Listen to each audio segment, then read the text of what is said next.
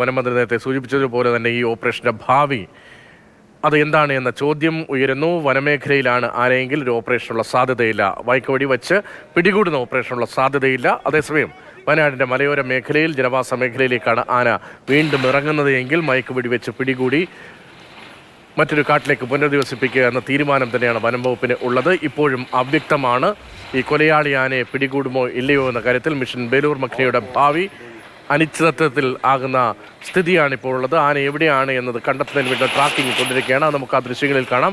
വനം ഉദ്യോഗസ്ഥർ കാട്ടിലും മറ്റുമായി ട്രാക്കിംഗ് നടത്തുന്നുണ്ട്. റേഡിയോ കോളറിലെ സിഗ്നൽ വഴി ലഭിച്ച വിവരത്തിൻ്റെ അടിസ്ഥാനത്തിലാണ് ഇപ്പോഴും ആനയെ പിന്തുടരുന്നത്. അരുൺ അമർനാഥ് വിവരങ്ങളുമായി തുടരുന്നുണ്ട്. അരുൺ, നേരത്തെ വനമന്ത്രി പറഞ്ഞത് അരുണും കേട്ട് കാണുമല്ലോ, ജനവാസ മേഖലയിലേക്ക് ഇറങ്ങിയില്ലെങ്കിൽ മയക്കുവെടി വെച്ച് പിടിക്കേണ്ട സാഹചര്യമില്ല. കർണാടക വനമേഖലയിലേക്കാണ് പോകുന്നതെങ്കിൽ ഈ ട്രാക്ക് ചെയ്യുന്ന ഉദ്യോഗസ്ഥർ എന്താണ് പറയുന്നത്? ആന എവിടെയാണ് എന്നവർ വിവരങ്ങൾ പങ്കുവയ്ക്കുന്നുണ്ടോ?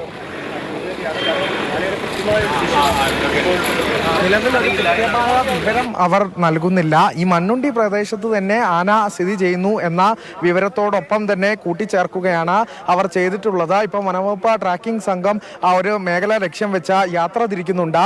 ഈ ആന എവിടെയുണ്ടെന്ന് കൃത്യമായി വരുതിയിലാക്കാൻ വിവരം ലഭിക്കും എന്നുള്ള ഒരു പ്രതീക്ഷ കൂടിയാണ് അവർ ഇപ്പോൾ നമ്മളോട് പങ്കുവച്ചിരിക്കുന്നത്.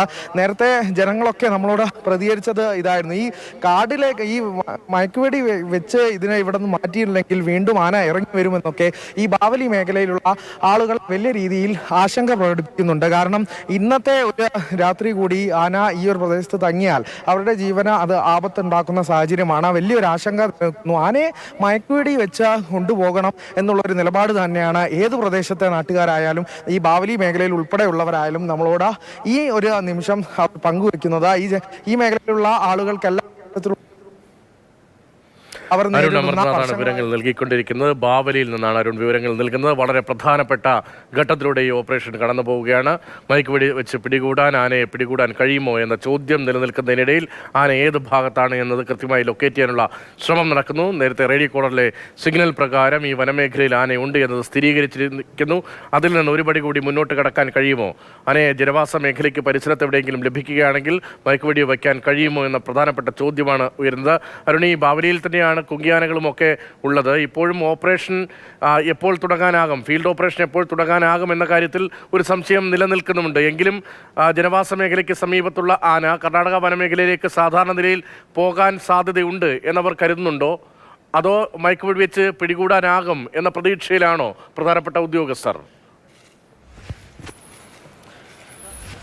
മയക്കുവെടി തന്നെയാണ് ആദ്യം അവർ ലക്ഷ്യമിട്ടത്. ഈ കാട് തുരത്തുന്നത് ഇന്നലെ തന്നെ കാട് വഴി കയറ്റിവിടുന്നത് ഇന്നലെ പരാജയപ്പെട്ടായിരുന്നു. ഒപ്പം തന്നെ നാട്ടുകാർ ഈ ആനയെ എങ്ങനെയെങ്കിലും മയക്കുവെടി വെച്ച് പിടികൂടുക എന്ന ആവശ്യം ഉന്നയിക്കുന്നത് ഒരു സമ്മർദ്ദം ഈ വനംവകുപ്പ് ഉദ്യോഗസ്ഥർക്ക് മേൽ ചെലുത്തിയിരുന്നു. അപ്പോൾ അതിന് തന്നെയാണ് പ്രഥമ പരിഗണന നൽകിയത്. ഇനി അങ്ങനെ ഒരു സാഹചര്യം ഇല്ലെങ്കിൽ മാത്രം നേരത്തെ വനമന്ത്രിയുടെ വാക്കുകളൊക്കെ നമ്മൾ ശ്രദ്ധിക്കുമ്പോൾ മനസ്സിലാകുന്നത് ആ ഒരു ഓപ്ഷൻ പ്ലാൻ ബിയും അവിടെ നിലനിൽക്കുന്നുണ്ട് എന്നുള്ളത് തന്നെയാണ്. പിന്നെ ഇവിടെ നിന്ന് ബാവലിയിൽ നിന്ന് പ്രധാനം ശ്രദ്ധേയമായി പറയേണ്ട ഒരു സാഹചര്യം എന്തെന്ന് വെച്ചാൽ, നേരത്തെ ഞാൻ സൂചിപ്പിച്ചിരുന്നു, ഈ വനം മാർഗം ഒരു 5 കിലോമീറ്റർ ദൂരമാണ് ഈ മണ്ണുണ്ടിയിലേക്കുള്ളത്.